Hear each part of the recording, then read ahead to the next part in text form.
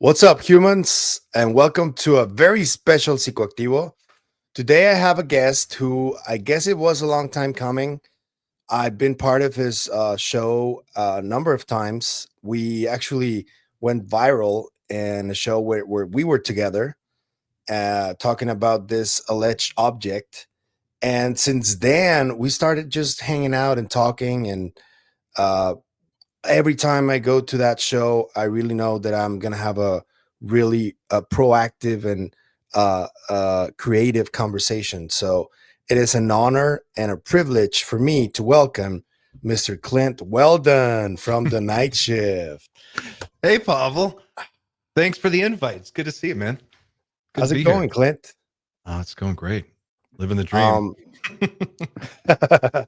Yeah, I wanted to ask you details about that because your channel Night Shift, it's starting to take off, and I'm really happy for that. But I want to ask you, how were the beginnings of uh, the idea? How did it come about? The Night Shift idea. What were you doing before it came about? Yeah, that's an interesting question because there's a lot of layers to that. Probably the easiest one is, during COVID, I've been a voiceover actor for years. For most of my career, I do voiceover work. So I do a lot of commercials and narration for audiobooks, that kind of thing. And everything just stopped when COVID hit. And I had all my equipment, and I had a home studio, and I had all of this stuff. And I wasn't really auditioning for anything. So I thought, I'm really into UFOs. I had been following it for a while, and I had kind of burnt out everyone in my immediate orbit talking about it. You know, Yeah, I there's know the like people feeling. are at first they're like, yeah, okay, go on. And then by like week 3, they're like, all right, I got it. Zeta Reticuli, got it. Galactic Federation, all right. And that's fine. So I was like, okay, I get it. It's my thing. But there are others out there like me, surely. And I looked around on YouTube and I found some really great channels that I liked, and I started to follow them. And then I thought, I'll throw something out there and see if it sticks. And so I put together this YouTube channel, and I called it Night Shift. I'll get to the name in a second. And I just started doing it. I just started talking about, I just thought at the time, and I still do, I think that the UFO conversation is the most interesting thing happening anywhere right now. And it seems to be happening at the most interesting time ever. And for whatever reason, we're all watching this go down. And I feel like it should be more common and more comfortable for people to start talking about openly how weird all of it is. We obviously, no one really knows the answers to a lot of this stuff. It's a huge mystery, but it's interesting that we're beginning to talk about it openly. And so I'm going to help that process along if I can. And I'm just going to do my thing and see if anybody's interested. And I got fortunate. I think at the time it took off and people started to follow. And then before I knew it, I had like 400 subscribers, and I was like, this is amazing. I thought it would be great if I got to 500. Bro. And then it just kept going and kept going. So it's been great. And then along the way, I've met guys like you and Xander, and we've formed this kind of cool little friend group, and we've got an awesome network of people, and it's just been a really interesting ride. And I have every intention of doing more of this for the future. Yeah, dude. Shout out to Yeah, Xander, by the way. He's the producer on your show, and he made a soundtrack of Night Shift, didn't he? he did. Yeah. Xander's a musician, and he's really talented, and he's just, he has a lot of creative energy. And he reached out to me and he said, I've found your channel, been watching your videos, I really like them. Is there any, like, do you need some help? Is there anything I can do? Are you interested in like collaborating or anything? And then we had a great conversation. We set up a call and we talked for like an hour and a half. And it turned out we had a lot of similarities. Like, we both have young children and we're both kind of into the same kind of things. And it was just an instant friendship. And I think from there, we just started riffing on like, well, what could we do here? There's this Yeah. big space of ufology. And inside of this big space, I think of it like the Marvel Cinematic Universe. The way you would think of the Marvel Cinematic Universe or Star Wars, pick any big universe. It's full of fan fiction. There's little bits of knowledge and Jungian wisdom baked into the screenplay. There's all of this different stuff. There's all these iconic characters, and they fill up this space and populate it. And I was looking at ufology like that, and I was thinking, okay, there's a cinematic space here of characters and stories and backstories and mystery and intrigue and spy shit and UFOs and time travel and aliens and praying mantis beings and psychotelekinesis and government secret labs and research. I mean, I'm thinking to myself, this is the most amazing story ever. Yeah. And if even 1% of any of this stuff turned out to be true, and we know more than 1% of it's true for sure, but whatever you pick, it doesn't matter. It's crazy. And it means at bottom, at very least, it means that the world is way more interesting and bizarre than we think about in our normal day-to-day lives. Yeah. And so, long story short, I gave, Xander and I were having this conversation, and he's looking at it through the eyes of a musician, and he's like, what would it sound like? Like, what is the vibe here? Like, how would you create the soundscape to this place?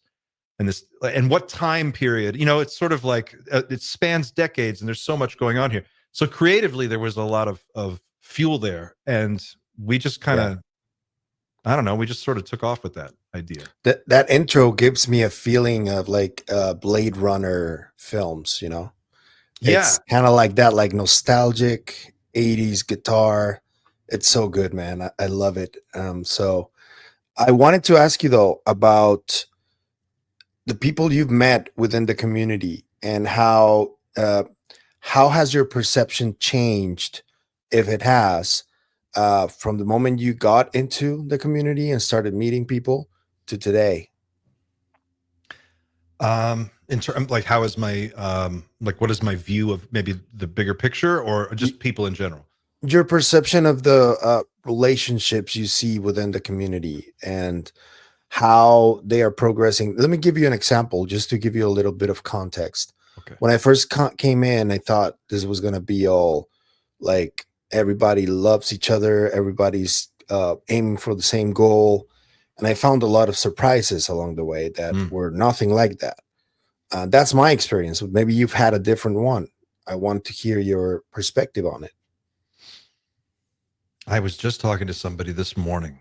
I had a really great conversation with this person, and they had been texting back and forth with me and wanted to connect and talk about something that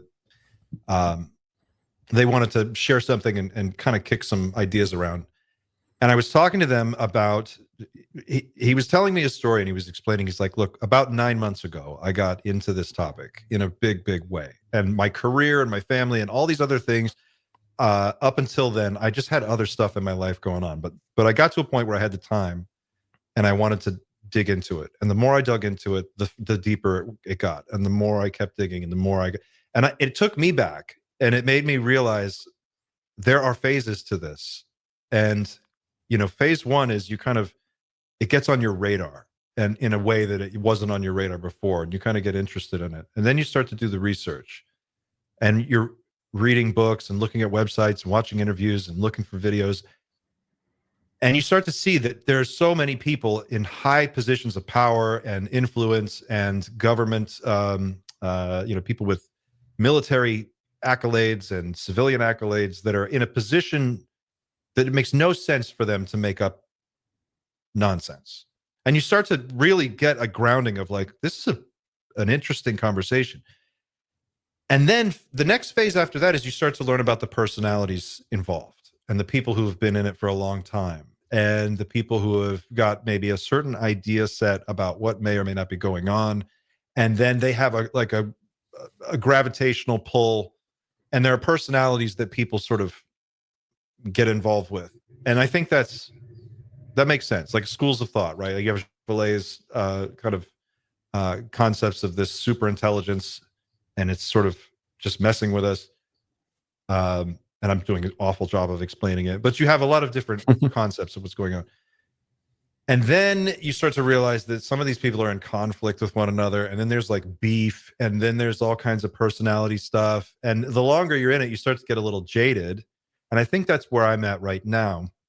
I've seen in the podcast YouTube space, I've seen that change a lot in just the last year or so.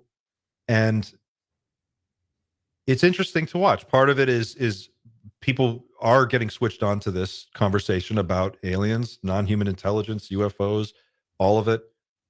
And our real life day-to-day world is also getting weirder at the same time. And so they want to talk about it. And people are finding their own way into the conversation. And I think that's really healthy.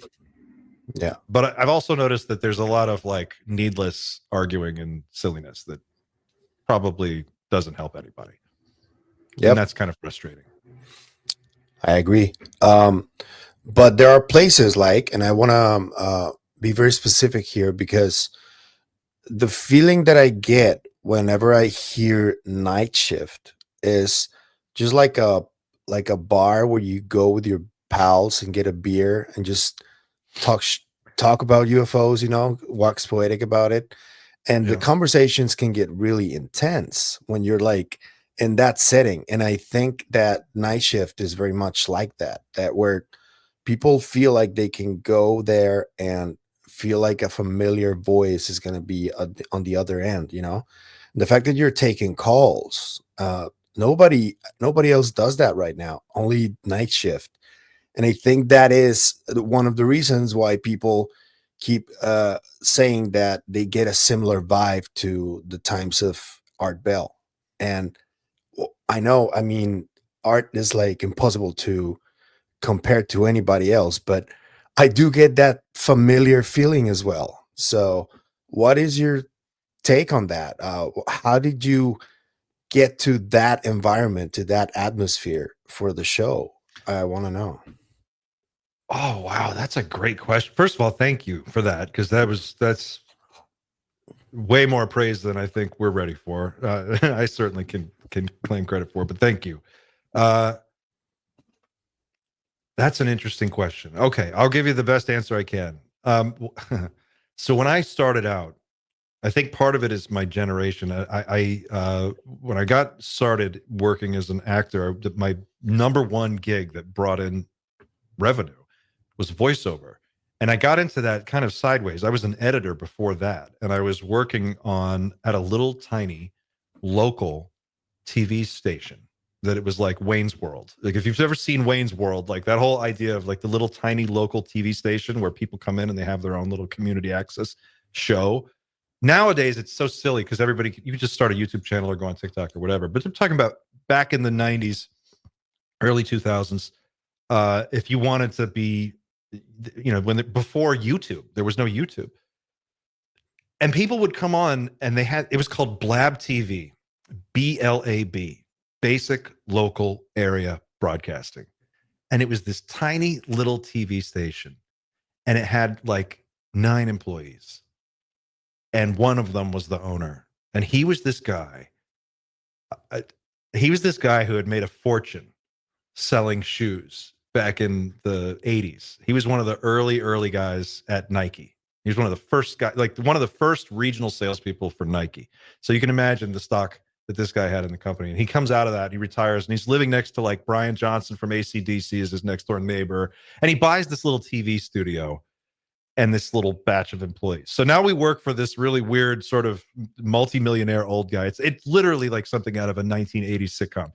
And every night we would go in and we would make these little shows. And a lot of them were just boring, like someone's real estate show, or it'd be a show about like cooking, and it'd be like a local chef would come in and make stuff, or it'd be whatever. But every once in a while, there'd be a really cool show, and you'd meet artists and people in bands, and we're just trying to like find a venue, you know, for their stuff.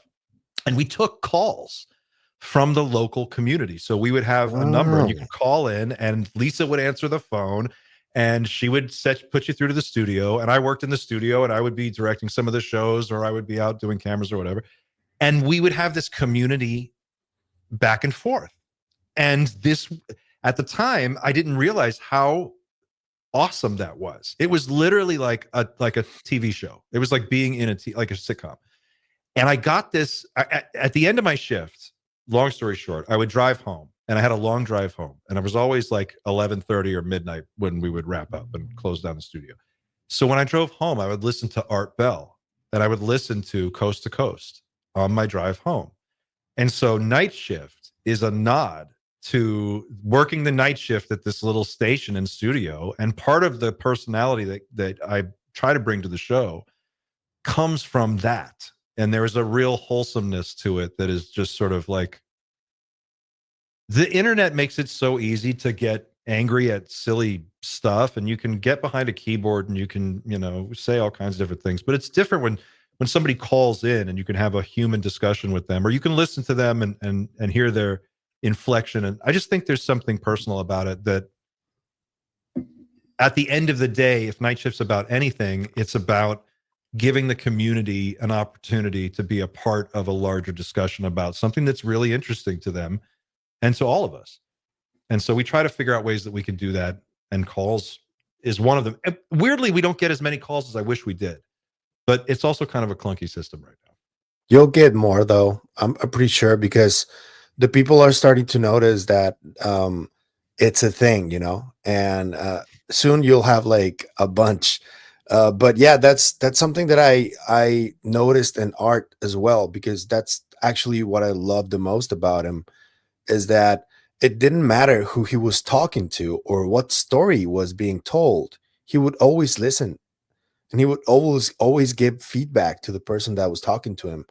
And not everybody does that, man. That's like a really rare attribute that people who do broadcasting have. And the ones that do are the ones that feel more familiar. You feel like you're at home when you're talking to them. So kudos to you for that, man. Thanks, man.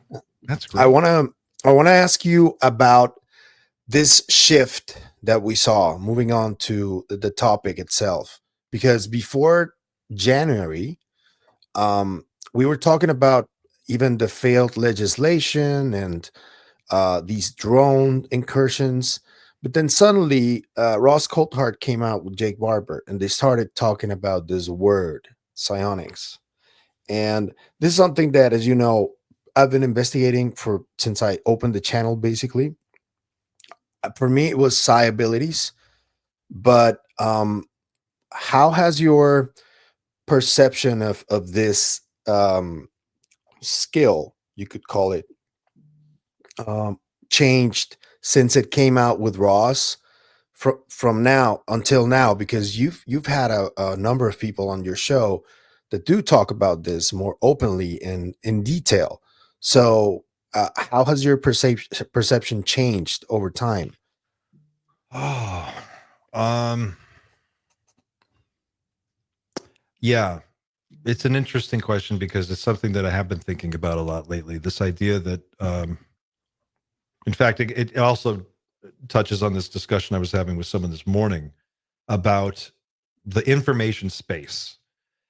And I was trying to think of like, what is some common sense advice I would give myself 10 years ago if I could go back in time and give myself some advice about this. And I think one thing that has become more clear to me is that you have to have some kind of UFO like conspiracy, whatever you want to call it, street smarts about the space that you're in.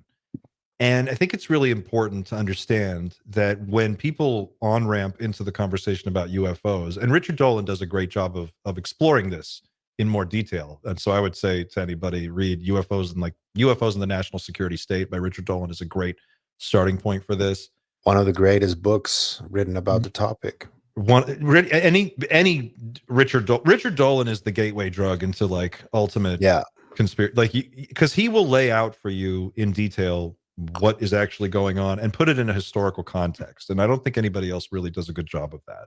Yeah, no. He does a great job of it. Yeah. But the information space is polluted and it's been manipulated, and we don't really know where that starts and stops. We know there are some things that are concrete and real. For instance, we know for sure that somebody has reverse engineered crashed craft. They have taken apart discs. We know that because we have people who have said, I have been inside a disc. I know where they are. We have witnesses. We have whistleblowers that are on record. So a lot of this stuff has been established in congressional legislation, and the Schumer Amendment continues to be talked about openly in Congress. I think that's super important. There's a clear list of people who are in a position to know the truth. Carl Nell is one of those people. David Grush is, of course, one of those. So there's a solid core to this that is, I think, really important. But as we start to move out from that solid core, we get into the gray area between fact and fan fiction. And we start to lose our bearings. And I think that's where a lot of people get lost. And so, like, with regard to the psionics conversation, it's interesting that just before that conversation started, the conversation that was on fire was about the Schumer Amendment. And what was the Schumer Amendment? The Schumer Amendment, or the Disclosure Amendment, which I have a copy of printed out sitting over here, was a piece of legislation that had real teeth. And it was basically spelling out step by step the process by which they were going to have an independent committee of experts from across different academic disciplines put together with the power of eminent domain to go into the building, into the room where the whatsy-majig is from whatever, the hyperdrive from the thing or the warp core from the, flying saucer. And they are going to lay hands on this stuff and then take it back, and they would decide what gets to stay classified and what gets declassified. And that amendment was written to be, if it was enacted, it would have executed through the National Archives. So this committee, over a period of years, would have access to all of that technology. They would have the resources and the funding to study it, understand it, and at least make an educated decision on what was a national security threat and what wasn't. And then they were going to publish this into a compendium that was going to be released to the world through the National Archives. That's draft one of the Schumer Amendment. Then, yada, yada, yada, here we are now, we're talking about psionics, a totally different conversation. Very interesting, and there is some realness to it. There's definitely a lot there, and I don't think it's a bad conversation to have, but it's a different conversation. I think that caught my attention, how quickly we changed the subject. I guess that I'm interested in it and I'm here for it, but it's a little weird.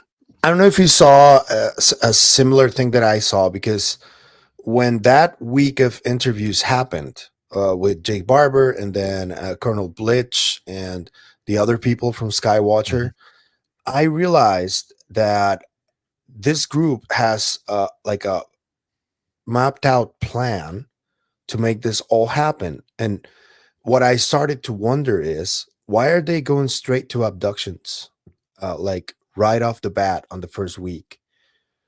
Is there some kind of urgency to this? What do you mean abduction? When you say abductions?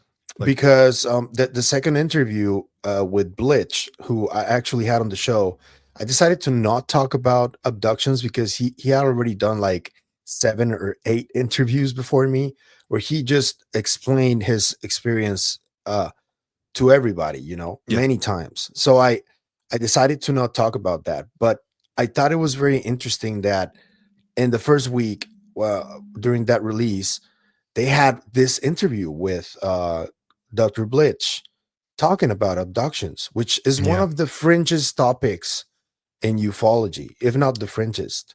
And not a little bit before that, Lou Elizondo was on Ross Coulthart's show with an implant. Yeah. He had a picture of an implant. Remember that? And that came out of nowhere. And that's real too. That happens. That's been happening for a while. Right. So I wonder, I don't know if you wonder the same thing. Is there some kind of an urgency to make people aware that this is happening? Because I thought it came out of, honestly, nowhere. Because you like those types of conversations, you want to ease up into them, not like just go straight to mantid beings, and that's what happened. Well, that's the on-ramp, right? You have to you got to warm people up to this. You can't just go straight to the praying mantis being, because that's I think it's safe to say that information space of ufology, meaning if you're looking into ufology and you're reading anything on the internet or in a book or whatever, you are in a space that is being manipulated by many different players. Oh, yeah. So like whatever truth there is in it is going to be found at the end of a search warrant with an attorney and some FBI guys or whoever going into a building and coming out with the shit. Like, show me the money, right? Like that's where I'm really at. However, what was the original question here? Because I'm getting off into a tangent. If you feel like there's some kind of an urgency to why Okay. they're going straight to the other part of the conversation, not just UFOs, you know? Well, it's interesting that they're discussing abductions and implants now, because that part of the discussion had been shut down for a long time. I asked Richard Dolan about this recently when we had him on, and he said, I do believe that there's something going on there. And there really aren't any. He said that area of research really needs new blood, because the people that have been doing it for a very long time, and it doesn't have a lot of fresh research. There's no one's doing fresh research. David Jacobs is retired. He's done. And there was a lot there. Who took out all the implants? What was his name? Oh, yeah. I don't recall his name, but I remember him. The podiatrist who was removing implants, had a whole collection of implants. It's unclear where those implants wound up after he passed away. Yeah. Roger Lear. That's the name. Lear, yeah. Dolan didn't know. He didn't know if anybody knows, but Roger Lear had removed a number of implants from people, and they had been looked at. And some of them, now some of the pictures I've seen, there's some, and this is, again, I don't know if this is legit or not. We just don't know. But if you go to Bad Aliens, what's the website? Badaliens.info, I think. Or you look up Roger Lear alien implants. But if you look at the pictures, some of them look like RFID chips, like straight up from now. Damn. But these are being removed in 1994. You know, they're 35 years old, but they look like current technology. So why are they talking about it now? Is there a sense of urgency? There's definitely a coordinated rollout of information. I think that's safe to say. I think it's also safe to say the conversation is being managed for sure. And I don't know by who, but it's probably a bunch of different people doing different things. I think that there is absolutely a push to commercialize this technology, because that's where the money is. And there's no other reason to do this than try to make a lot of money off of it. It's in no one's interest to come out with the truth unless they can profit from it in a big way. And they're doing the cost benefit analysis. I think at some point they just realized, like, the cost of doing nothing is just way too high. So whatever it is that's motivating it, there is something there. I suspect it has to do with making money off of space technologies, but it could be because there is some kind of impending event that they're trying to prepare people for. You know, and that's something that when I first met you, and I listened to one of your shows where you were talking about this alleged object that was coming, that I can confidently say the data is not sufficient to say something is coming. There is data there that I realize that it does exist, but it's just too separate from this conversation. It's just something that is out there, just a blob, you know. And the other parts where I realized that they were planted there on purpose, you know, and I don't know why. But when I heard you talking about this, and I didn't know, I wasn't watching your show or anything, I initially thought you were like some kind of a doomer. And I was like, I don't know if you remember when we were with Simon and Patrick on that live stream. I was really uncomfortable because I felt like I was being pushed towards saying that I believed the subject was coming towards Earth. And I wasn't comfortable with that because I didn't think it was true. And then I started looking at your show more, and I'm like, no, he's not a doomer. He's just interested in the news that came out, but he doesn't strike me as a doomer. And that's when we started like hanging out more. But initially I was like, I'm glad we started hanging out more. Yeah. This guy thinks we're all gonna die. I don't think that, but I have some I'm nervous. I'm nervous about the next 50 years for sure, you know. Yeah. But I don't know if everybody's going to die, but I don't know how we're going to look in 50 years. I'd be really interested to dig into that some more and find out more. Yeah. And okay, so about the psionics, because you've had a number of people who do remote viewing, who train with that. Have you ever dabbled into any of it yourself? Because I know you recently recorded an orb after you wanted to Yeah. want to be there, and I'm gonna show the video in between when we're talking. But uh, what was that experience like? And have you tried it again? Have you tried anything different? Let me know. Oh, well, I've tried a bunch of stuff. And I think what I've realized, this is the interesting part of you start looking at UFOs because of, flying saucers or some sighting or whatever. But before you know it, you're looking at your consciousness through a really weird lens. And I found that uh, I've had a lot of weird experiences that I think make a lot more sense when you put them in the context of a world where telepathy is real. And I would say it like that. I think that's probably the most loosest thing, the way I could put it. In other words, remote viewing, I've tried. I haven't had a lot of luck with it, but I also don't know what I'm doing. And so I've never been trained, and I don't know if I'm doing it right. I don't know if I'm doing it wrong. So I don't know. However, I've had too many to count flashes of intuition that are absolutely on point about people, places, things, events, sometimes weeks, months, or years before they happen. I've had visions of things before they've taken place that I didn't understand until after the thing happens, and then I understood what I saw. I've had dreams that have, I don't want to say predicted the future, but dreams that'll resolve things for me, or they'll give me. It's like I'm getting information, and information that is relevant and timely and helpful and directing me where I need to go. And that increases the more I meditate. And the more I meditate, and the simpler I keep that practice and the simpler I keep that process, the more things just click. And Yeah. it's been that way since the moment I started this channel. That's how I met all you guys. That's how I met, every single person that I've come into contact with since launching this channel has been like that. And it's just like click, click, click, click, click. So there's definitely something going on. There's something to it, but I'll be damned if I know how it works. I have no Yeah. idea. I kind of, it's one of the things that I've been like looking more into it.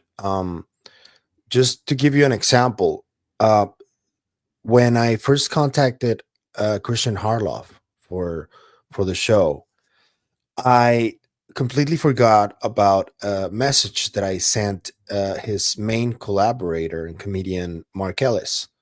This happened like in 2021 or 2020, something like that. And I had forgotten that I told him that it would be nice if we could collaborate together on something in the future, But I just left it there. I He never responded. He responded to previous messages, but not to that one. It's just like, he's a famous guy. He's like, but I always thought, and this is where it starts, I think. It starts with a thought, but it's not like magic. It's you start with a thought and then you start doing actions that can lead you towards that outcome eventually. And that's how the creation of our reality works. And um, when I was young, my mom got us into it's like a neurolinguistics kind of a program uh, to me and my brother. And there they taught us some things that had to do with this. They taught us how to use something called the observer, which is like a tool that we use where we visualize something that we want, and we just use it automatically now. And I think it has to do with that you want something so bad that you do everything you can physically as well, not just think about it. And then it ends up happening because of how bad you wanted it and how bad you pursued it. And I think that's why there's so many synchronicities and so many clicks, especially with topics like this, because these topics have to do with us understanding and learning what reality is. And I think that's why sometimes something just happens that you go like, you already kind of got used to it, but still you still get a shock. It's like, damn, dude. It happens all the Why? time. I mean, it's weird, and it sounds so silly when you hear someone say it, and I get it. It totally sounds silly, but Yeah, it sounded silly to me too. And then it started happening, and it just is. It's now it just makes sense, and I think maybe that's part of it. Maybe that's that to me is what's so interesting. UFOs are the gateway drug to a conversation about who we are, what we're all about, where we came from, where we're going, what's important to us, what makes us human, what's worth fighting for, what's worth living for, like what is it that we're doing here with this experiment called humanity and our civilization. And it happens to be at a time, I think, for a lot of people who are kind of in this age bracket of maybe 30s, 40s, you know, we're looking around at the world, and things aren't things should be getting a lot better for the average person, and a lot of places it's not, and it looks kind of yeah, weird, and it looks like we're realizing that our leadership doesn't really have a vision, and at least it's hard to see one, and if there is a coherent vision, it certainly doesn't make any kind of sense to me. So I think the idea that there's a deeper layer to reality and that there's another dimension to this whole thing, and that by focusing on it and meditating on it we can start to manifest that, it's a powerful idea, and it makes sense that it would resonate with people if you start to do it, and you see it in your own life. It starts to work. It becomes clear. You go, well, okay, what if 100 million people were doing this? What if 1 billion people were doing this? How many people does it take to get us on the right track before we can all click over and realize, like, there's so much more to life, and it's so much you know more important to get along and yeah, to build a positive future. Why don't we just do that? yeah. I don't know. And if it's so, with just a little bit of people like us, for example, creating our own channels and making this community, if it's already that powerful, just us, how much more powerful could it be if it was just like 10 times more people, trying to do Yeah. this, being proactive and being creative and creating these spaces, which is, I think, the most important. But this has been happening for a while, for years. You and I are new to the game, but I've seen, I told you about this off the air before, that I did like a year of media analysis of everybody that was on the space and what they were about, and I realized that there's a history there where there are other podcasters who uh, try to make their way up the food chain, you could call it. And there was a time when they were like collaborating together and being nice to each other and all that. And then the psyop happened, and they all, many of them became disenchanted and became anti this, anti that. Mhm. I think it's designed that way. Um, Perhaps the only way that I see people like you or me uh, surviving that level of psyop is if we just not get into any trouble with others or any drama, just do our thing.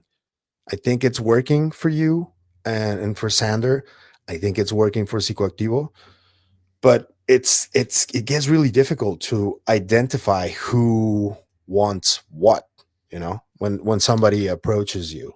Well, this goes back to the Schumer Amendment thing is what happens when people are focused and united. You get legislation, and you get eminent domain, and you get answers. That's what they don't want. So how do you break that up? Well, you get people fighting. And what are they going to fight over? Stupid shit. Like, are they from Zeta Reticuli, or are they from some other dimension or whatever? Whatever. I don't know what the argument is. I try not to get too involved in it because it's poison. It's hard enough to think about this all the time in a way that doesn't, suck you into a bunch of, craziness. You have to stay objective. You have to know that the space is being manipulated. You got to understand that. And when you see these things, it's like a tactic that they use for any kind of social movement, right? Like whether you're trying to fight the city to get better sidewalks installed, or whatever you're trying to do, you're protesting Wall Street. When they send in agent provocateurs to start shit and stir shit up. And sometimes they'll come in to just break windows and start a riot, because then they can send in the cops and tear gas everybody, and they shut the whole thing down. Bro, that's been happening for decades. Literally. We're just getting in this space. They're doing that, but they're doing it with mind bombs. They come in and they drop some bullshit idea, or they throw some nonsense your way, or they'll figure out a way to like pump it up in the information space. And we do the work for them. I mean, as UFO podcasters in our space, one of the things that I think happens is whenever there's some kind of breaking news, which interestingly always seems to come from the same one or two sources, looking at News Nation, but we take that breaking news and we chop it up and we regurgitate it and we put it out into the space. They know that that's how it works. So there's a funnel now. There's a pipeline of information that goes into us and then out the other side, and we make it digestible for regular people. How much of that information is rock solid? I don't know, but I know it's not 100%. No. And, you have to go, okay, well, what do we really want here? If we want disclosure, it's got to come from, it's going to have to be official. Like, let's go get some real answers, disclosure. Otherwise, it is a journey of self-discovery, because that's all we got. And if it's Jake Barber and his team summon an egg and they make it appear and they capture one on, camera, and then we all see it on YouTube, well, that'll be amazing. I did want to ask you though, because you were talking about Jake Barber. Yeah. And I did want to ask you, what's your feel of him? Because he also came out of nowhere. He has a lot of charisma. He's been spotted with David Grush at Esalen. Do you think he's legit? Do you have a weird vibes from him? He's supposed to still be working for Northrop Grumman and possibly Lockheed as well. So that's kind of weird. What's your feel on him?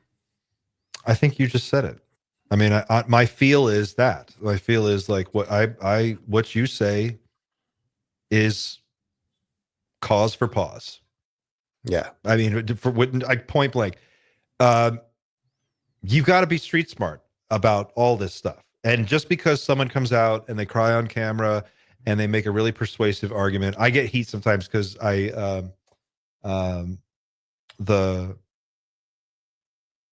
what is it? Dan Burrish story that I feel is being told in a way that is very emotive and convincing to me. But that's just my read of it, and it doesn't make it true, and I totally understand that. Jake Barber, same thing. He's very charismatic. Immediately in his first or second interview with Ross Coulthart, one of the very first things he said, and you can go check me on this and go back for anybody watching if they want to go back and check this, go watch those first one or two interviews. And within the first 15, 20 minutes, Ross straight up asks him, he goes something like, are you still working for the program? Like, how do we know you're legit and you're not part of some kind of psyop or whatever? And he goes, well, you don't. And that's the thing. You're just going to have to trust me. But if I was working for the program, I wouldn't tell you. I would tell you I wasn't. It's like one of us always tells the truth. One of us always lies. So is he telling us straight? There's always a question mark with all these guys, and you have to just go into it with that. And again, that's why I like Richard Dolan. He looks at it from the historical lens and he says, look, these are the false flags. These are the things they have done. We know for sure MK Ultra, CIA tested out all kinds of crazy stuff on regular people. We know the Tuskegee experiments. They gave our own guys syphilis. We know that they have done weird shit to American citizens forever. So why would they stop now?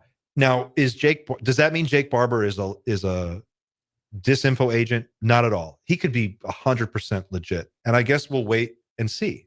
We'll have to see. I mean, he's the one thing I will say for Jake Barber is when I watched those interviews, I was here for it. And I still am, because he cried on camera. And to me, that shows some vulnerability, and that resonated with me. But then I thought about it. I'm like, well, he cried on camera. Like, is that supposed to get my attention? Was that part of it? Is that part of it? Like, to put on the show, like, I'm going to go out, I'm going to talk about this. Think about this. This is another thing that I often point out to people. And I like Lou Elizondo and I like Jake Barber. At face value, I like them. But they are presented in a certain way. They're presented as American heroes. Yeah. And there's no one asking another question. Like, there's no follow-up. There's no other reporter looking at them. There's no other secondary opinion about, and we have one perspective on these guys, and the best we can do is ask questions, but I don't know. But I have mixed feelings about it, if I'm being perfectly honest, and I think that's a healthy place to be. I could be swayed either way if I see some different evidence, but right now I'm just like, I'm watching it all from a distance and trying to maintain a balanced perspective. I don't know if that's the right answer, but no, I love it. I guess I would say that for me, the thing that hasn't rubbed me the right way, I guess, is that they seem to be more interested in engaging with people who have more clout than the ones who don't. And that is concerning to me because, for example, they nothing against Logan Paul. I mean, he's like one of the most successful people in the world, but I maybe would have had somebody different be part of that interview with Jesse Michaels, for example. Or I recently saw that Jake is engaging on Twitter with some of the most famous accounts on X about different types of phenomenology, but accounts that get into drama with everybody. And it's just like, you realize it's like, are you just responding because he has like nearly 3,000 followers, 300,000 followers? And that makes me think, are these guys really doing it because they want to tell you the truth, or are they doing it because it's getting attention? Uh, and that is what makes me pause. Not just that, Jake Barber might be still working for them.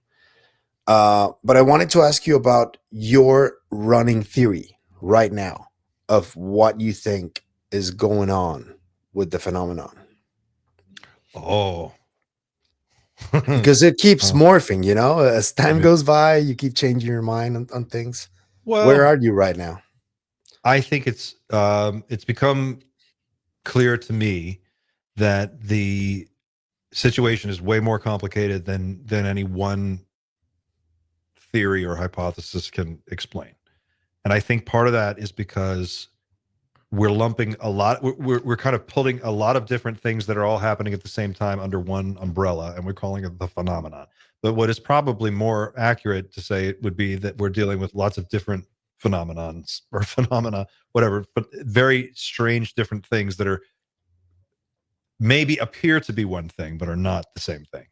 I think aliens are real, for sure. Not extraterrestrial intelligence, non-human intelligence, whatever you want to call it. Something that is not human in the sense that we would think of it, or they're not like us, but they are as intelligent or more so than us, and with abilities that we may or may not have. I think that's real. I think they travel in physical craft. At least some of them do. I think some of those craft for sure have crashed or been brought down by our own people, both in the United States sphere of influence, in Asia under China, and Russia for sure. I think some of that technology has definitely been reverse engineered, probably with various levels of success by different groups, both corporate and military. And I think that no one really knows how far along everybody else is. And that creates a really unstable situation geopolitically, particularly at a time of increased tension where we have all of these new super weapons like hypersonic missiles and these super nukes, the emergence of artificial intelligence, and when you see what we're seeing just now in the civilian world, you have to think the military intelligence world is probably 20 years ahead.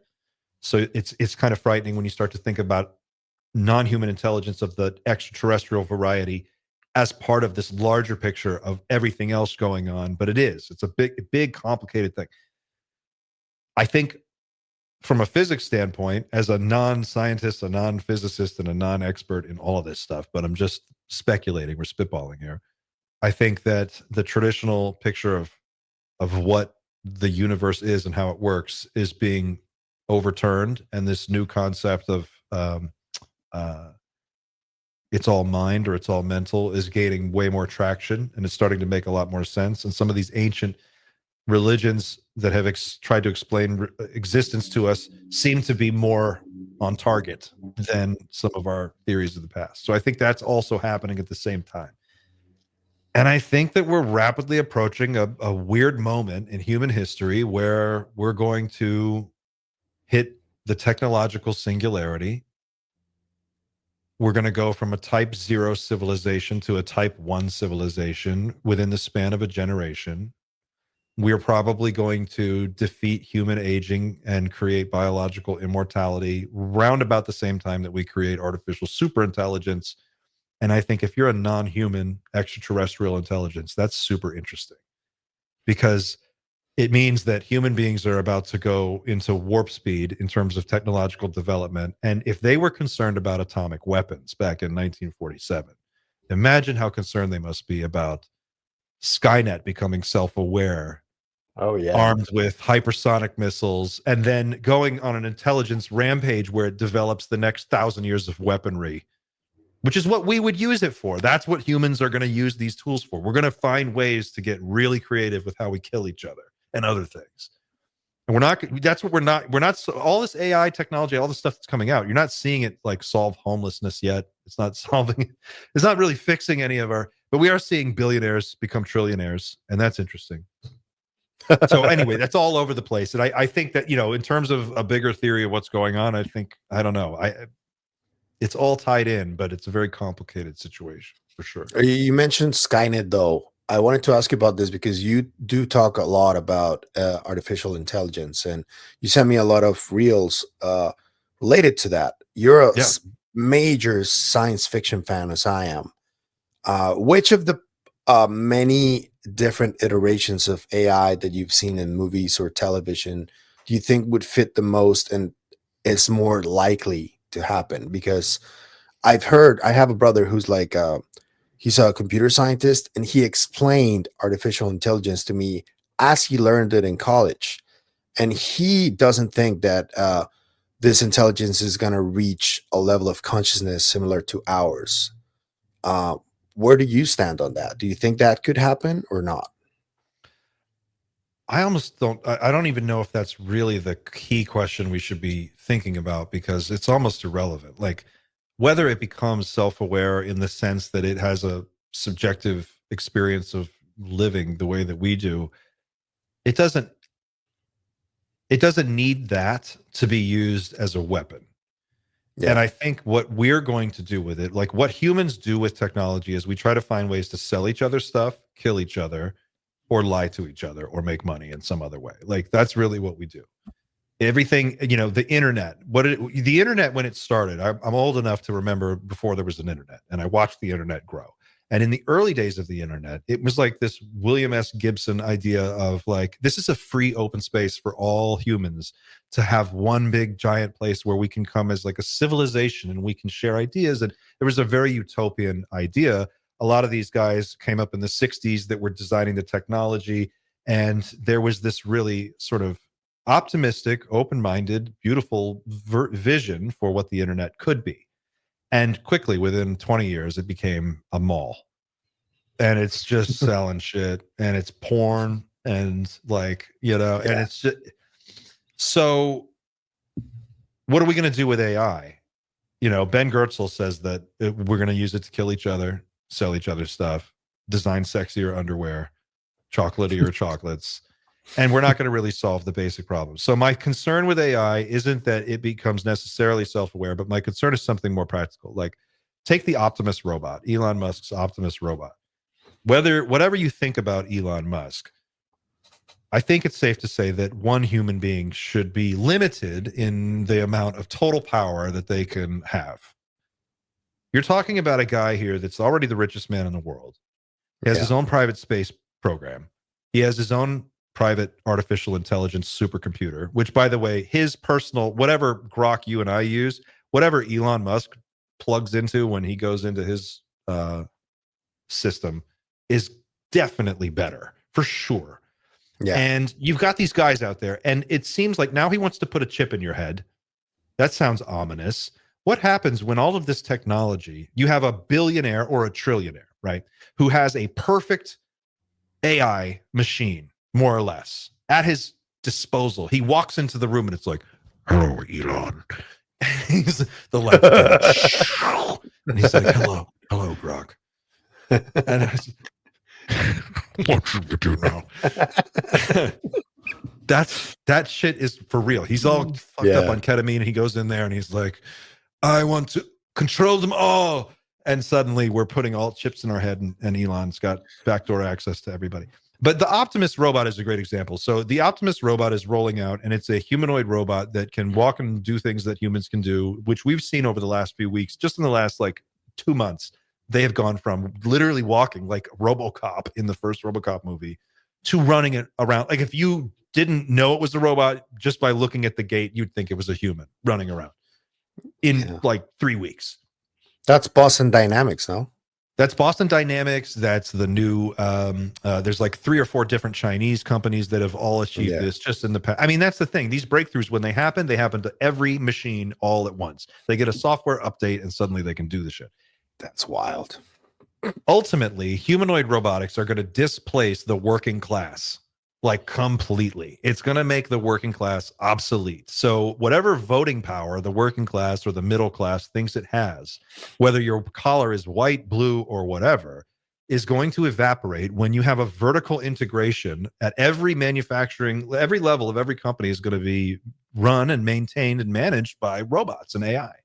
So you're going to have one guy at the top, maybe 2 or 3, and then they're going to have a $1 billion company or $1 trillion company under them that's got, maybe half a dozen employees, or maybe a dozen, but not many, and less every time.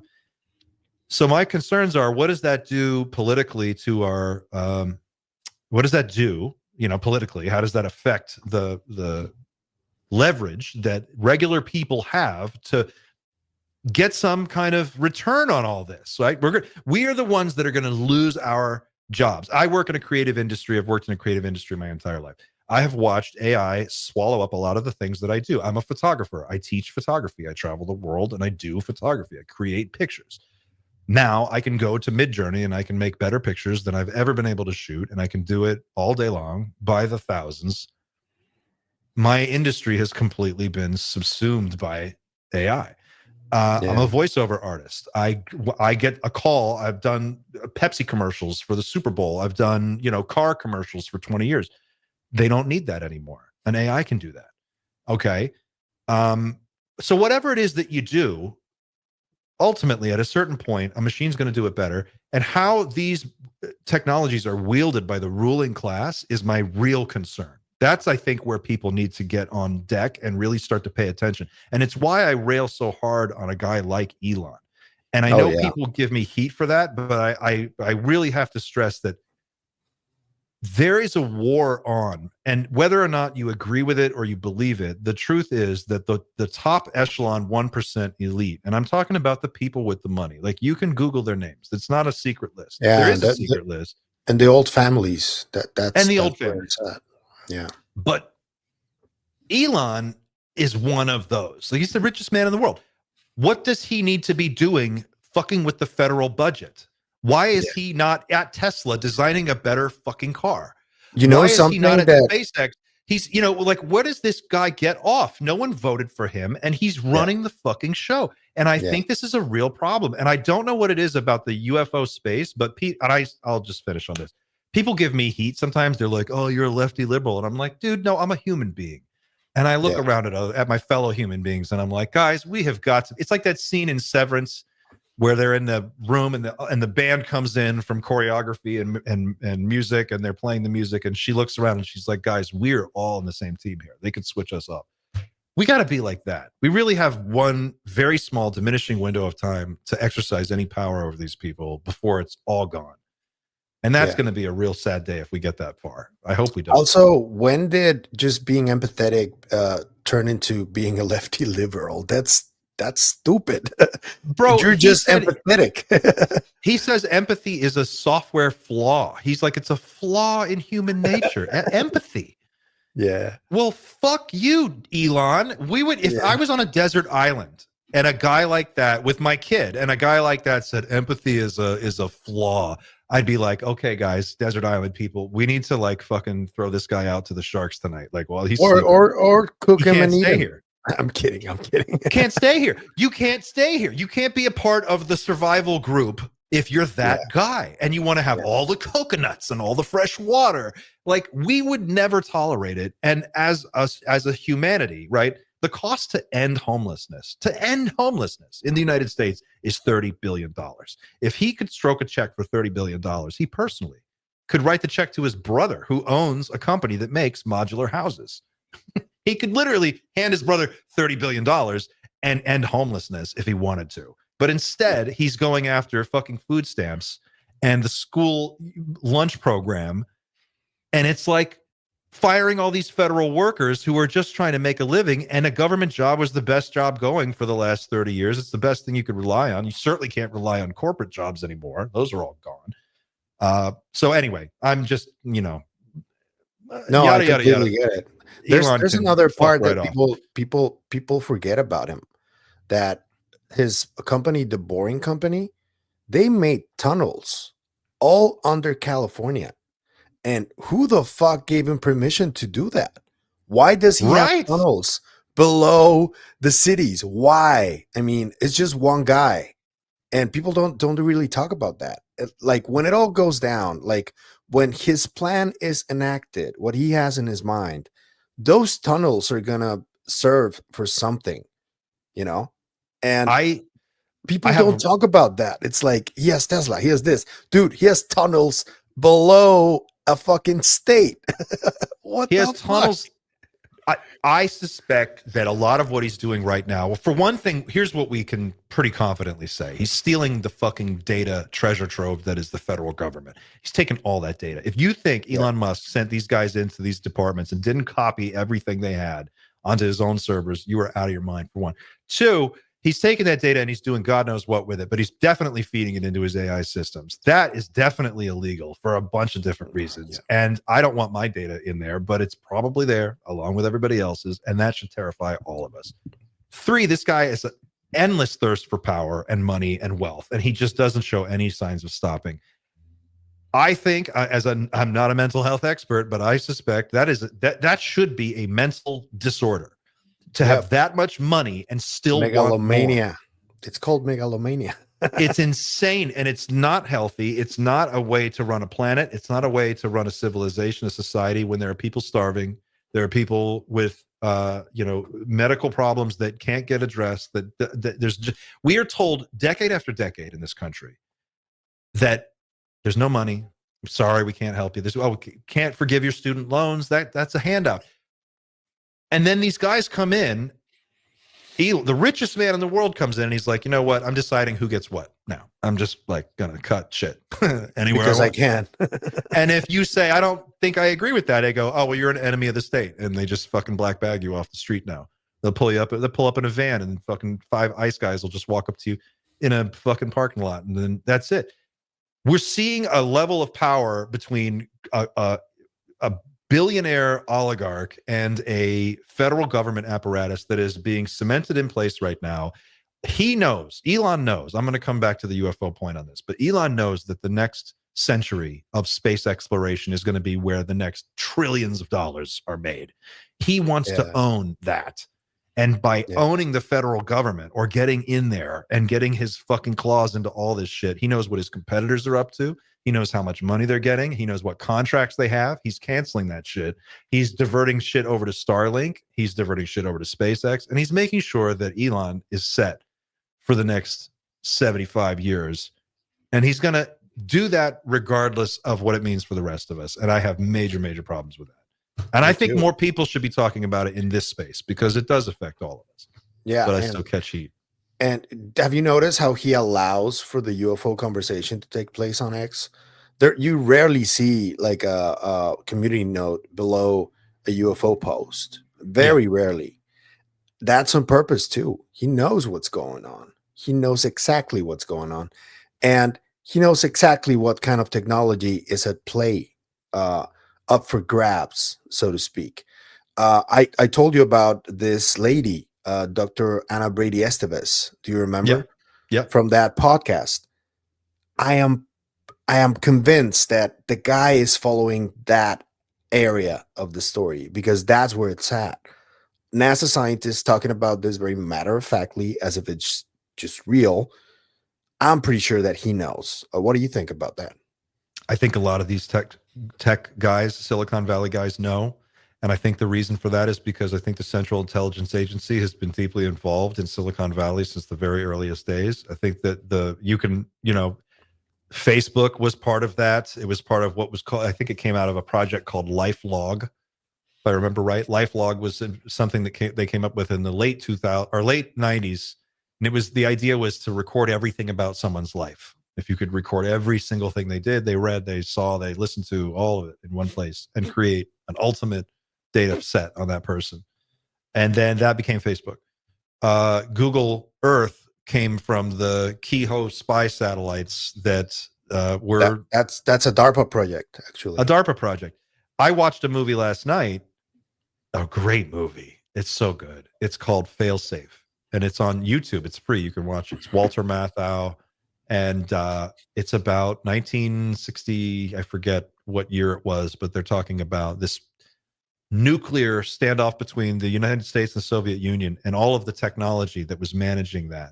And they're in a room in like 1965 or 1964, and they've got the screen up, and they can see everything in the world happening at any given moment. And they go, bring up, let's look at the Soviet missiles. And they go, click, click, click. Now, this was Sidney Lumet, based on real, a real situation. And they're showing back in that time, they could zoom in, they could see the cars driving down the street. And you just think, okay, there's so much technology wrapped up here. He's got to know. And these Silicon Valley guys are part of it. Is an extension of the CIA, the intelligence apparatus. That is why all these social media companies exist. And I think if you were going to roll out, if you were part of, Richard Dolan says there's like a faction that's trying to break free from the control group and bring some of this technology out into the open. I think that's a very wise way to look at it.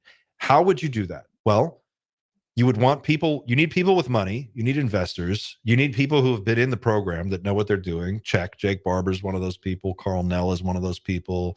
All these probably a million CIA guys that we'd never know. Whatever, that have all been in it at various levels. Now you've got to bring them out. Okay. So you can't get from here to flying cars or zero gravity without like showing some shit. So you got to roll these guys out. So you roll them out slow. You give them a story. You start to feed it out to people. You make sure Twitter's nice and warmed up. You get YouTube going with some, influencers. You get the information machine running, and then you start to lay down a narrative. And for months and months, years and years, you start to pump it out. What's the narrative? We're just patriotic Americans. We just know and we believe that secrecy is wrong, and we want to make it right. And we're American heroes. And I serve my country, and I've seen some shit, and I really want to do what's right. That's it. Okay.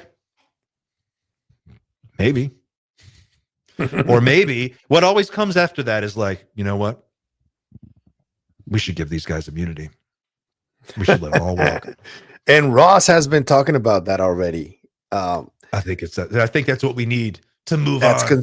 That's concerning, man, because at first Ross was like, yeah, Lockheed, yeah, those are the guys that have it. And then you saw a change in his discourse. He was like, I side with Lockheed here. I think that they should keep their intellectual property. And I'm like, what the fuck are you doing, Ross? This is fucking Umbrella Corporation, dude. What the fuck? Yeah. Yeah. Yeah, it's weird, right? It's weird. That's what I mean, man. You got to be street smart. You got to step back and go, what are they trying to get me to believe, and why?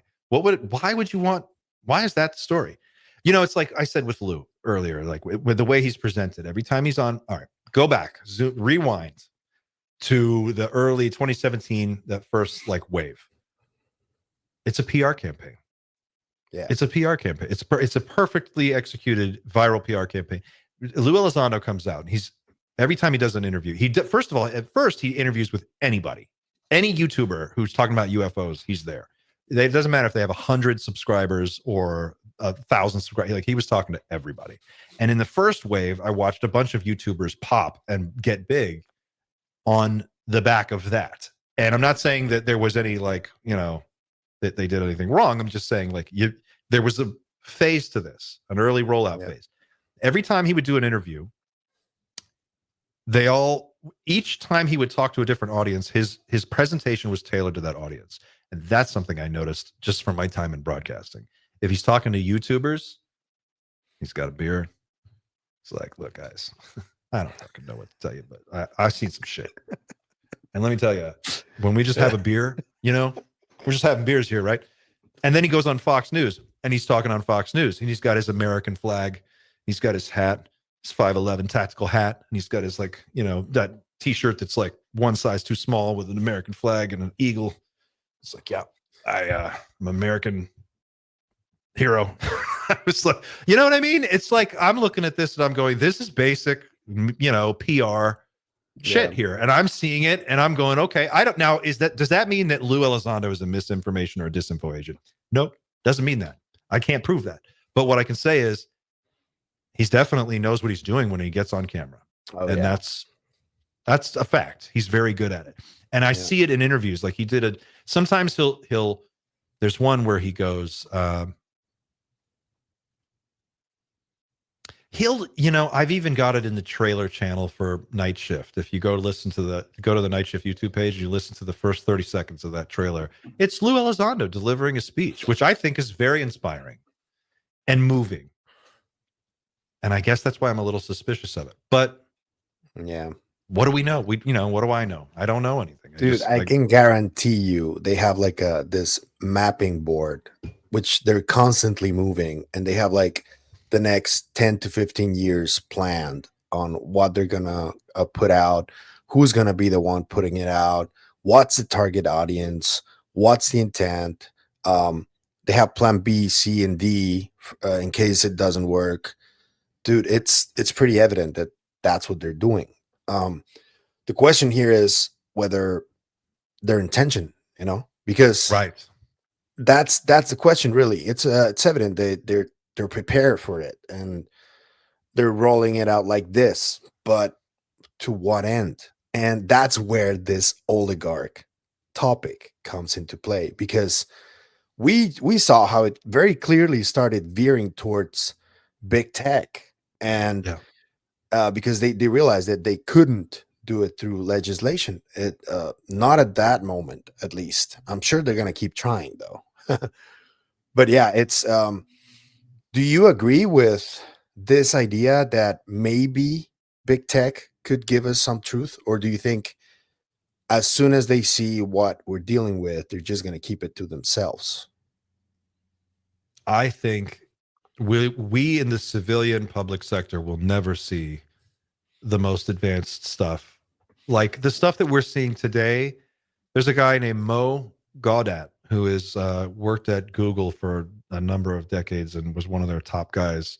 And he's doing, he wrote a book called Scary Smart, and he was talking about AI. And he's like, with the ChatGPT stuff that you're seeing today, we had it in 2016.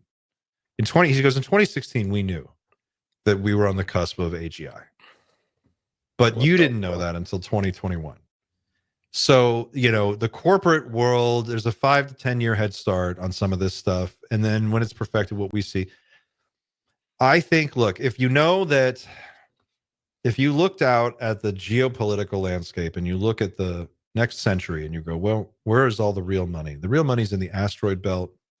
It's in helium-3 on the moon for fusion reactors. It's in, establishing a communications network throughout the solar system that can handle high bandwidth. We want to have a civilization that's thriving on multiple planets in a century. Someone's got to own all that shit. Someone's got to build all that stuff. This is like in the early days of the United States, right during the genocide when they were rolling across the West, killing all the Native Americans and just setting up the railroads. So everybody wanted to fight over the railroads. I think that's what we're looking at. We're looking at the railroads of the next 500 years that are going to be built out into the local solar system.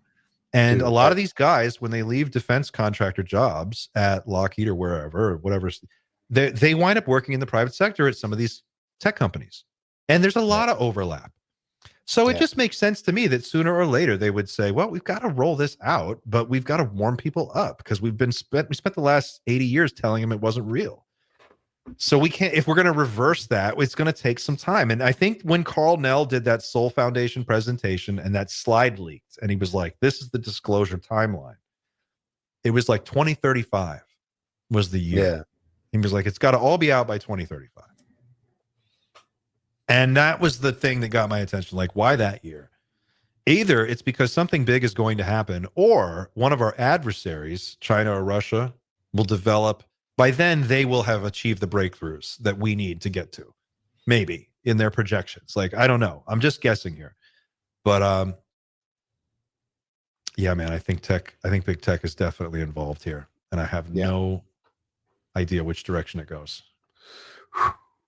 That's scary. We're going to be there to see it all unfold, I guess. It's weird. I feel weird talking about it, honestly, because it is kind of weird. It's like, I don't, it's the dark side of the street. I don't want to go too deep into it, but I just think people should be thinking about it. It's something interesting. Another dark aspect that I wanted to touch on a little bit, and something that I'll be honest, I run away from it because it's scary. I don't like it. But it's pretty evident that life on this planet seems to be cyclical. Every few thousand years, something happens that like levels everything, and and every single culture that we know from this civilization has this flood myth. And it's just something that stays in the back of my mind, that the powerful people that do have the means to like withstand something like that, a cataclysm like that, I just can't help but think that maybe that's the secret they're keeping from us. Oh, that they're all building doomsday bunkers because there's a doomsday that they're pretty confident. Yeah, because life is cyclical. It does a bunch of really I guess the elders, like the ancient traditions, realized that life was cyclical and that cataclysms happened every few thousand years. And they realized that they didn't have the capability to withstand that completely, and many of them did leave a bunch of different signs. And I'm talking about megalithic structures and all that stuff. So what if this secret has to do with that? And it's not necessarily aliens, and that's what they're keeping from us, that there's maybe. So what do you mean? Like, if it's not aliens, it's that we get wiped out every couple of 10,000 years or so. Yeah. Something that I just wanted to let you know that it's in the back of my mind constantly. And I know it feeds into the doomer narrative, but it's just something you're not that a doomer guy. You kind of push back against the doomer thing, right? I mean, but that's a dark. I don't know. That's dark. I think it's probably, look, if I was a billionaire, probably way before I got to billions, if I just had a few $1 million laying around, I'd be like, yeah, I'll take a bunker. First of all, what kind of fucking man cave would you build if you had that kind of money? I would build a badass underground man cave that was like, I want You know, I'd want it to be awesome. So yes, from the standpoint of like these guys are just, you know, they're like teenage boys, but with $40 billion. Yeah, of course they're going to build some cool stuff. But also, I think that it's probably they have access to channels of information that we don't. They see behind the curtain a little bit. They're the ones looking at all the, you know, Mark Zuckerberg has access to everybody's Facebook and Instagram and all that shit. And I'm not saying he personally goes through and reads everything, but he's got AI that does that. I don't know. I know that I wouldn't put it past them. And if I had that kind of money, I think this is something that is, another thing we should talk about with just generally in our society. But when someone gets to $1 billion or more, there's a point where they hit escape velocity and they leave orbit and they just go into a world where there's no one says no anymore. Yeah. And no one stops them and no one interrupts them and everything rolls their way and everybody wants to be around them and everyone just kind of like goes along with it. And that after a while, after a year or 2 or 5 or 10 or 20, I think can take people, well, you know, they're not living in the same reality that we live in. They don't have bills to pay. They don't have any of the problems that we have. They're not thinking about earthly, regular, day-to-day mom and pop stuff like, you know, paying the rent, you know, how am I going to take care of mom?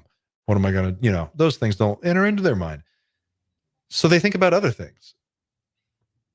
You know, like how do I outdo the other guy, or what do I, you know, maybe I'll build a bunker for zombie apocalypse if it ever happens, but for now it'll just be a cool place to hang out.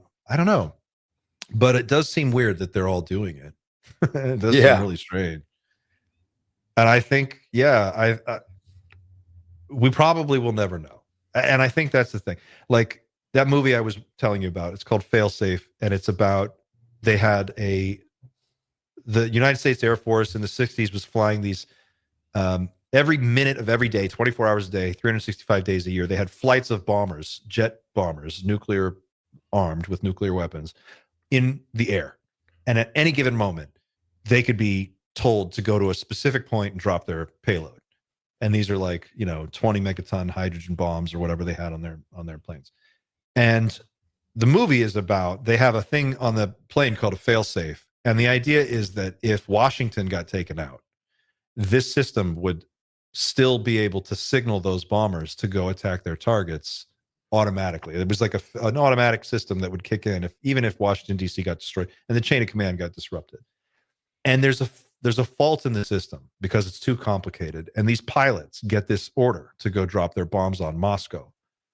And this came out the same year as Dr. Strangelove and Strangelove. And they get this order and then they start to go on the attack. And when their orders are, as soon as you receive this command, this go command, everything else up to and including a audio call from the president, you ignore it. Ignore it. Don't listen to anybody that tells you to stop, no matter what. Even if we fly our own planes in front of you and signal you visually and tell you stop dropping the bombs, you're not to stop. You are to deliver these bombs at all costs. And so the movie is about this situation gets out of hand, and what do they do? Like, how do they handle it? How does the president handle it? How do they tell people? Do they tell people? And it's a great film, but ultimately, the scariest part about it is they wouldn't tell people. They really wouldn't tell people. And I think that's, even if there was a meteor or something coming to destroy the Earth, they wouldn't tell us. If we didn't see it coming, if our own civilian astronomers didn't see it, or we didn't know it was coming, the way you find out is because you turn on the TV one day and you find out. And I think that's what these guys know. Yeah. There's a black swan event in the future. Our system is way too complex. There's way too many things, moving parts. Sooner or later, this system will fail. And when it does, they don't want to be anywhere near it. They would have a place to go. And that's fucking scary. Yeah. Oh, man. Here I was saying that I didn't want to talk about Doom.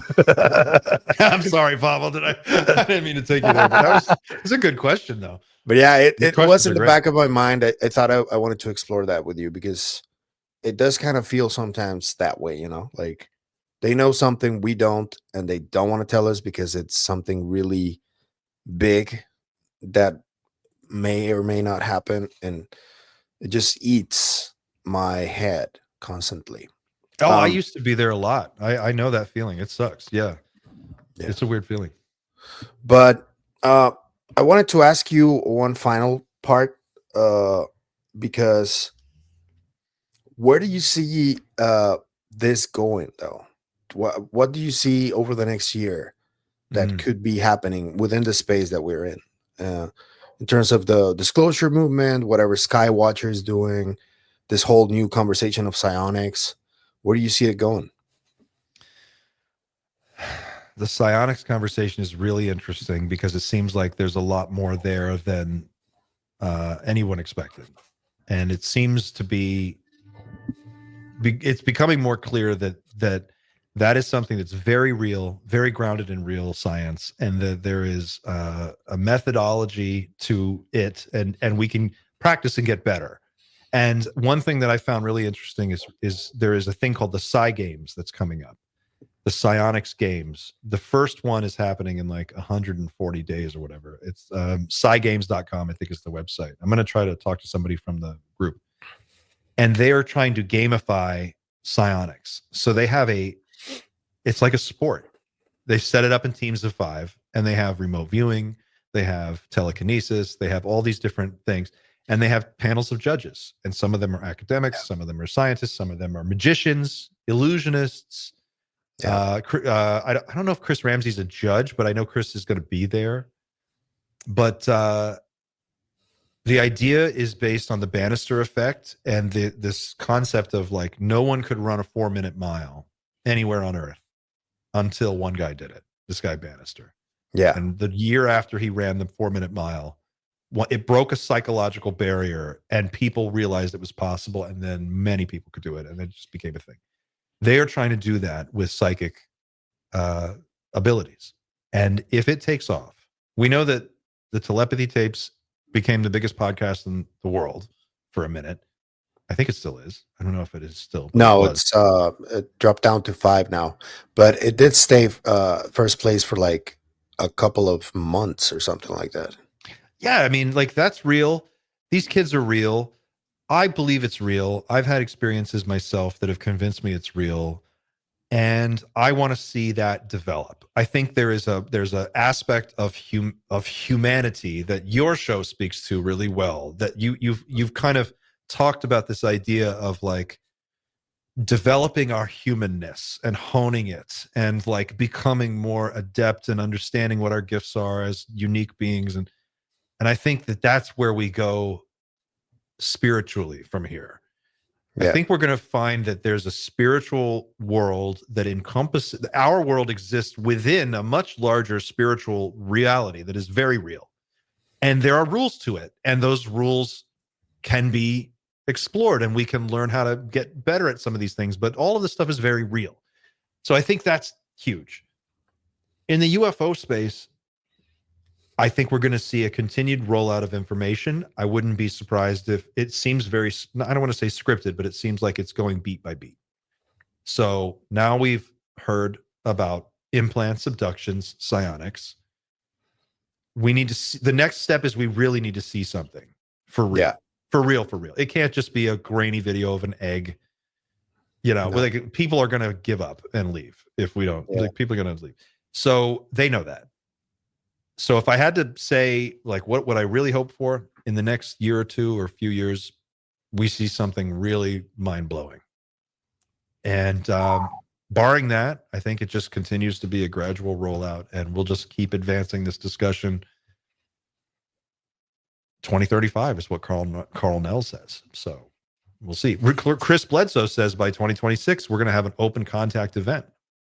You know, that's kind of what scares me, because he mentions that Romulus or Regulus is the star that aligns with the Sphinx and all that stuff. Yeah. About Yeah. did you know that the ancient civilizations placed that Sphinx there because it's like a combination of um, two of the zodiac signs, two of the astronomically, and that was the time when the whole flood thing happened. So they Mhm. left like a marker, like a time marker of when this flood event took place, and it aligns with a star like that. So that's what worries me too. It's like, what if this marker is like evident every few thousand years and it happens, this astronomical event, and it's linked to some kind of massive event. So that's where I go down the rabbit hole quite a Yeah. bit. Yeah. Well, I'm interested in what Chris Bledsoe has to say. He's going to be at the Psy Games, actually, if I'm not mistaken. I think he's one of the guest speakers there. It's in Virginia. It's not far from where he lives. But that's what's interesting about him. He says with conviction, total conviction, he's like 2026. That's when there's some back and forth on which day, it could be. But he said we're going to see what's inside these orbs. It's going to reveal itself. It's going to allow itself to be photographed, videotaped, and we're going to get. He called it a meet and greet. That was his words. A Whoa. meet and greet. He says, I think it was it Easter 2026? Yeah, Somebody else said it was like in he said that. August. He But said it was it's that Easter. star. Yeah, Yeah. has to do with that star. Oh man. Okay, so we've been talking for a while. I wanted to ask you what you got going on, if you can tease us with anything for night shift that's coming. And Oh, where can people find you if they want to contact you in any way? yeah. Well, yeah, absolutely. We've got there's a lot going on right now behind the scenes that I can't get into just yet, but we're having some really interesting conversations about some projects that we want to roll out. And if we're able to pull it together, it'll be really exciting. It's exciting either way, but we'll see. So I should be able to say more about that in a month or two, but right now it's all kind of preliminary. We've got some new updates coming to the website. Some new merch is coming.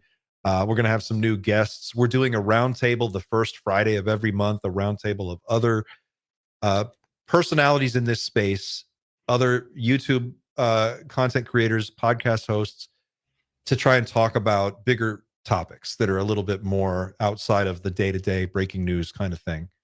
And that's something we're really excited about. We're building out the call-ins on the show, continuing to do that. We're going to be launching an audio podcast soon, but that's still in the works. So it's all coming together. We try to keep everything updated on teamnightshift.com, which is the website. You can go to teamnightshift.com and you can hit there's a link at the top that says make contact. And if anybody wants to get in touch with me, they can hit that and it sends me an email directly. And yeah, it's just an exciting time to be a part of this discussion, man. And it's just cool to riff on all this stuff because there's so much going on. Yeah, there is. Well, Clint, it's been really emotional, and I was waiting to talk to you on my channel. So thank you for being my guest. I hope we can do this Thanks for the again invite, Pavel. This soon, was dude. great. It's a lot of fun. I hope we can do this again soon. Yeah. Of course. Yeah. Absolutely. All Anytime, right. man. This is great. Thanks, Pavel. All right. Thank you guys. Subscribe. Go visit Clint. He's doing amazing work. So please go visit the website and the channel. And I'll see you guys in the next one. Take care. Bye, Clint. Bye, man.